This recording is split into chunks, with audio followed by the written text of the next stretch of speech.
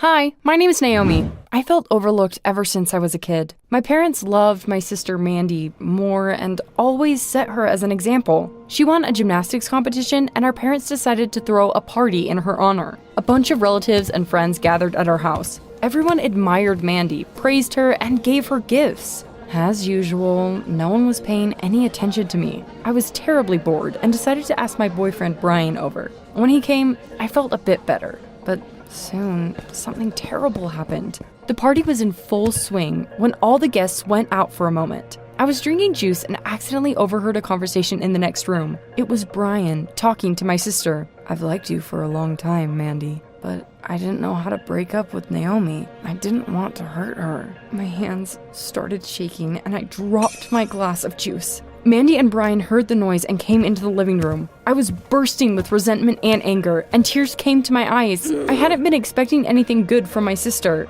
but how could Brian have done that to me? "Traitor! I don't want to see you anymore!" I ran outside. Mandy always got the best of everything. She took first places in competitions and was best in class. Why couldn't I do that? I didn't have any talents at all. Before I noticed, I had come to the Central Park. A group of people caught my attention. Two guys were sitting on a bench and filming a girl who was moving strangely. I came closer and froze in surprise. I couldn't believe what the girl was doing. She was trying to get through a tennis racket without the strings. Why on earth was she doing that? They suddenly noticed me. One of them smiled at me and suggested I join them. We got to talking, and it turned out they had recently created their own YouTube channel. Caleb, Rick, and Rose filmed different videos. They wanted to set as many strange records as possible and fulfilled insane tasks for their subscribers. Soon, Rose and Rick had to leave, and Caleb suggested we go for a walk together. It seemed he liked me. Hanging out with him distracted me from unpleasant thoughts. I even forgot about Brian's betrayal for some time.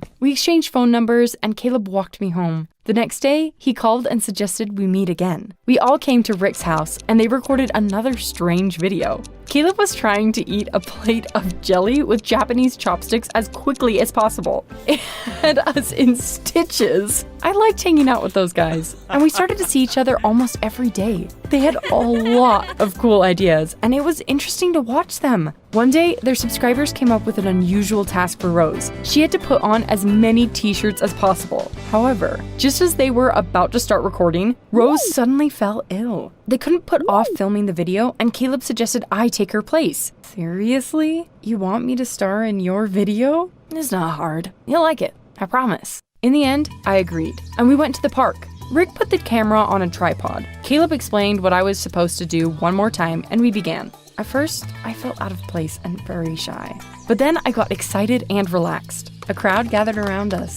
They were taking pictures and cheering me on with applause. I liked being the center of attention. It turned out to be very cool. In the end, I managed to put on 160 t-shirts, and I looked like a round ball. In the evening, the guys edited the video and posted it on YouTube. The very next day, people had left a bunch of comments under it. The audience liked the video, but most of all, they liked me. They wanted me to be accepted into the team. Caleb, Rick, and Rose agreed and suggested we create content together. It was very sudden, but of course, I agreed. One day, we decided to film a breath-holding competition. We decided to film the video at the water park. There was a cool pool with a transparent wall and different levels of depth there. Caleb had just bought a new action camera that could be used underwater. We set it up at the pool and took turns diving. Rick went first, then Rose, and Caleb. The results were more or less the same. They lasted for about a minute and a half. I was the last one to dive. As a child, I had really liked to swim and often held my breath for fun, so it wasn't hard for me not to breathe for a long time. When I surfaced, I saw that Caleb had jumped into the water again and was planning to dive after me. "We thought you fainted or something. You were underwater for 3 whole minutes." Psst, just 3? One day I had held my breath for almost 5. Everyone was very surprised by my ability. They looked at me like they were seeing me for the first time. All of a sudden, a man came up to us. He turned out to be the owner of the water park.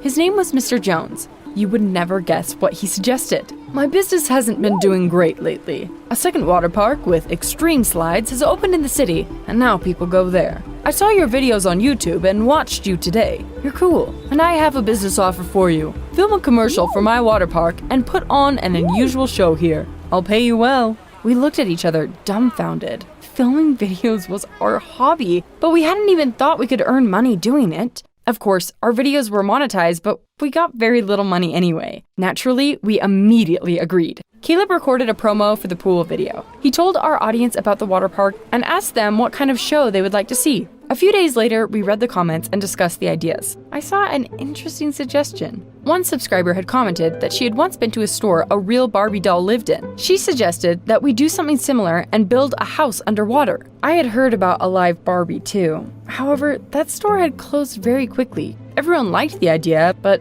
Caleb suggested switching it up a bit. Naomi should set a record for the amount of time spent in the pool. We'll focus on her feeling at home underwater. Mr. Jones liked our plan. He started preparing for the cool show where I was supposed to shine. I didn't tell anyone at home about my new hobby or the upcoming show. One day, I heard my parents discussing a show at the water park and realized they were going to be there. I couldn't wait. They would be so surprised to see me there. Finally, they would be proud of me and not Mandy. Speaking of Mandy, we hadn't spoken since the party. If we accidentally ran into each other, I pretended not to see her. On the day of the show, I felt terribly nervous. The team supported me as much as they could, but I lacked confidence, complained a lot, and even almost argued with Caleb. A lot of artists came to the water park. They performed on a special stage, and a crowd of spectators had gathered around it. However, as soon as the host announced that I was about to dive into the pool, all attention immediately turned to me. To make everything look more impressive, we had come up with something interesting. I picked up a weight, fastened a safety rope to my leg, and dove into the deepest part of the pool. I didn't just sit there, but tried to dance beautifully. Of course, moving made me run out of air faster, but I managed to stay underwater for over 2 minutes anyways. I surfaced, caught my breath, and went down again, then again, and again, and again. When I came up, the audience would clap loudly, and that encouraged me. I felt like a real star. I had never got so much admiration and attention before. After a while, I started to get tired, and Caleb said I should take a break. I swam to the side of the pool and suddenly heard the host's loud voice. And now, welcome the unsurpassed champion, the young master of sports in rhythmic gymnastics, Mandy Moore! I thought I had heard wrong. It couldn't be happening. What was she doing there? Had Mr. Jones invited her? I looked at the stage and saw my sister. What was worse, I noticed my parents, who were watching her performance nearby. They hadn't even recognized me, all because of my stupid mask. To say that I was angry would be to say nothing. That was it. I had had enough. I was going to show them what I was capable of. Ignoring my fatigue, I sank back under the water. I didn't even use the safety rope. I got to the deepest part of the pool and hugged my knees to my chest because I was getting cold. I would prove to everyone that I was the best. I wanted to set a new record for holding my breath underwater. Soon, I could no longer tell how much time had passed. I suddenly felt very sick. I had a terrible headache and my chest started to burn. I wanted to pull the safety rope and get help, but then I remembered that I had dived without it. I had no strength left, and I couldn't swim back up. I panicked, and everything went dark. When I came to, I found myself lying on a bed. My worried parents were leaning over me. Naomi, how are you feeling? When I said everything was fine, my parents suddenly started yelling at me. How could you be so stupid? Risking your life for something so stupid. Don't do anything else like that again. Do you understand? Take a cue from your sister. If it hadn't been for her, you wouldn't have been saved at all. I wanted to feel indignant, but I froze with my mouth open. Why was he saying I wouldn't have been saved? No one saw you dive except Mandy. When you didn't come up for too long, she interrupted the performance and jumped into the pool. She's the one who pulled you out. I couldn't believe it. I'd been sure that Caleb had saved me. However, when I called him, he confirmed my parents' words. We agreed to meet in the park the following day. I came to the place where we had met, walked up to the guys, and saw a familiar scene. The boys and Rose were sitting on a bench and filming some girl who was moving strangely. As I got closer, I suddenly realized that girl was Mandy. No, it couldn't be. She was trying to squeeze in through the racket. Unlike Rose, she was very flexible and she succeeded. Everyone immediately started whistling and applauding her loudly.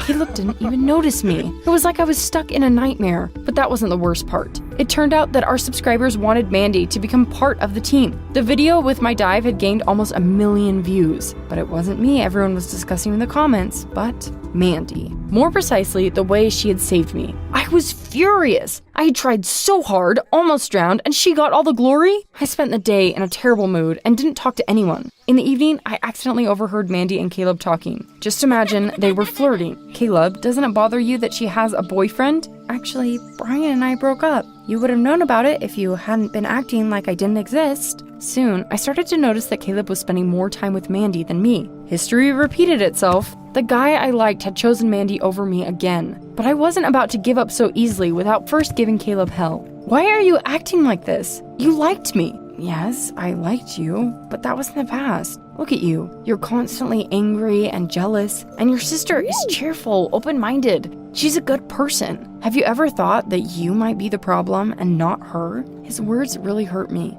I couldn't bear seeing him anymore and left the team. Nothing made me happy, and I felt really down. I spent my days at home crying and watching stupid TV shows. One day, Mr. Jones called me. There were a lot of visitors in his water park thanks to our show, and they all asked about me. I want to offer you a job. You would change into a mermaid costume and swim in the pool. We'll even build a small underwater house for you. What do you say? I agreed without hesitation. I hoped that it would help me get my mind off things and pass the time. I wasn't expecting to like that type of work, but to my surprise, I did. I spent all my free time at the water park. I was admired, constantly photographed, and the kids were crazy about me. I was surrounded by so much positivity that eventually I felt better. I started smiling and enjoying life again. One day, I saw two girls through the glass. Judging by their identical clothes, they were sisters. One of them fell down and started crying, and the other helped her up and comforted her. It was so sweet that I felt like crying. Why couldn't Mandy and I get along? After all, we were family.